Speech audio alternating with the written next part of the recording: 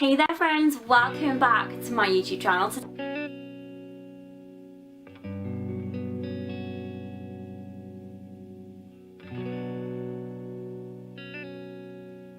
Hi everyone, welcome back to my YouTube channel. I hope you're having a really great day.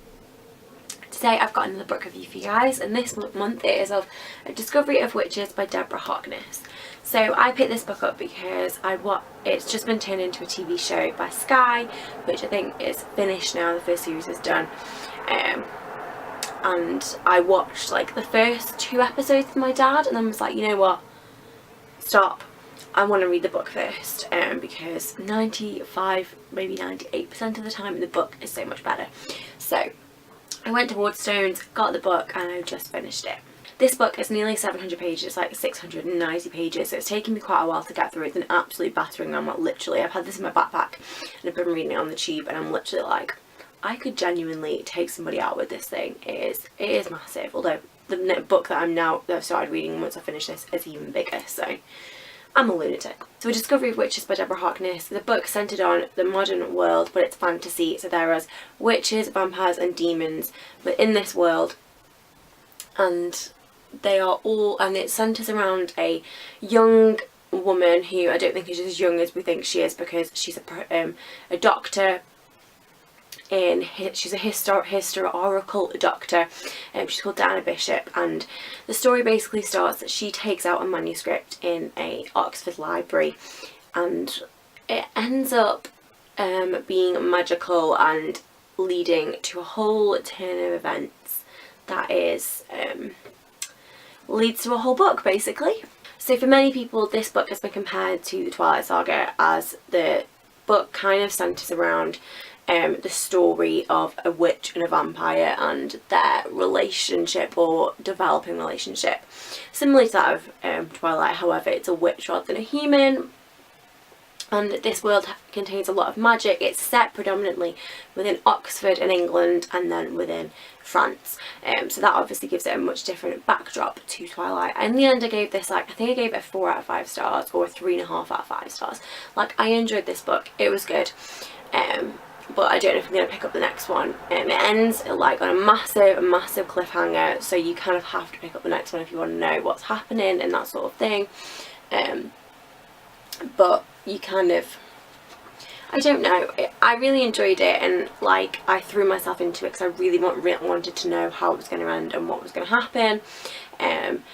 The characters are so well written and so well developed, and Deborah Harkness really thinks through each of the characters that she writes, and they're all so different and so unique, and it's really interesting to kind of see the differences between the vampires and the demons and the witches, and you very much get to meet not just one of each. There are whole groups of them that you meet, whole families of them, and it's really interesting to see the politics and the prejudices that are entwined into this world, whilst it's still our world that we know and it's still sort of modern day, but it's got this underlying level of fantasy and magic which I really enjoy, and it's quite refreshing, because a lot of the fantasies that you get nowadays are set in their own independent worlds, whereas this is in our world, and is kind of what happens when the fantasy is actually a reality.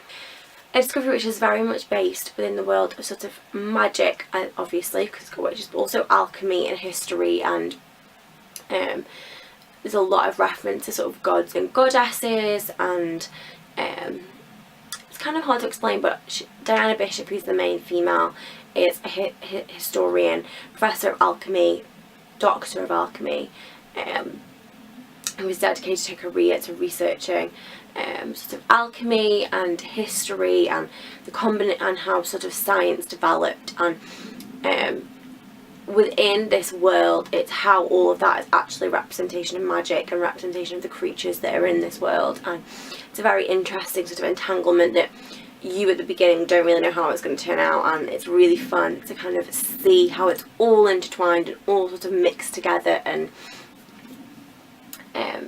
kind of you don't necessarily have any idea where this is going, or who by the end of it are going to be the characters that you're rooting for, although kind of you do, because it's based on that you're gonna, you follow Diana and Matthew, so you're kind of wanting to root for them, but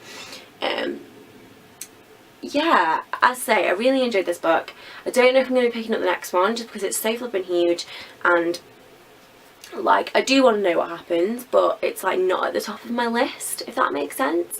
I really enjoyed Deborah Harkness's writing. It's a really intriguing world. So if you've not read this, I would highly recommend it.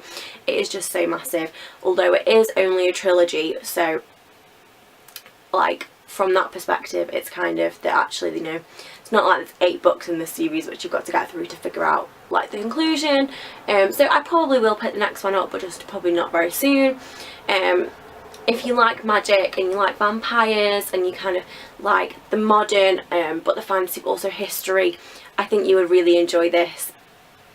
That was one of the aspects that I enjoyed the most, was seeing how sort of the history of science and the alchemy merged with the fantasy and the magical elements to kind of create the status quo within this world, and just really kind of pull out where things are going, and to see how the history and stuff in the past has kind of led to the now. And there are a lot of twists and turns, and it's actually a lot of quite hilarious moments in this series, especially later on. They go back to Diana goes back to her childhood home where her aunts live, and the house is kind of a being in itself, and that was just brilliant to read about, because the house just adds rooms and chucks and has been saving things and keeping things and hiding things, and it's fantastic, those bits to read. That as much as this is really action packed and there's some really gruesome moments, there is also a lot of humour and romance, and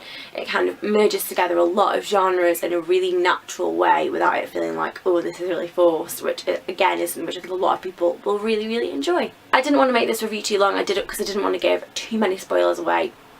If you've only just started the TV show, I would highly recommend picking the book up first, even though it is so flipping huge. I have now just started rewatching the TV show so I can see the differences, and the TV show is really good too.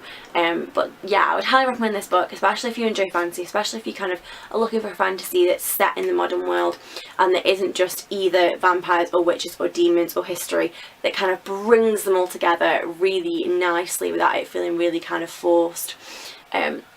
Yeah, so I hope you enjoyed this. Remember to like and subscribe if you did. Please bear with me.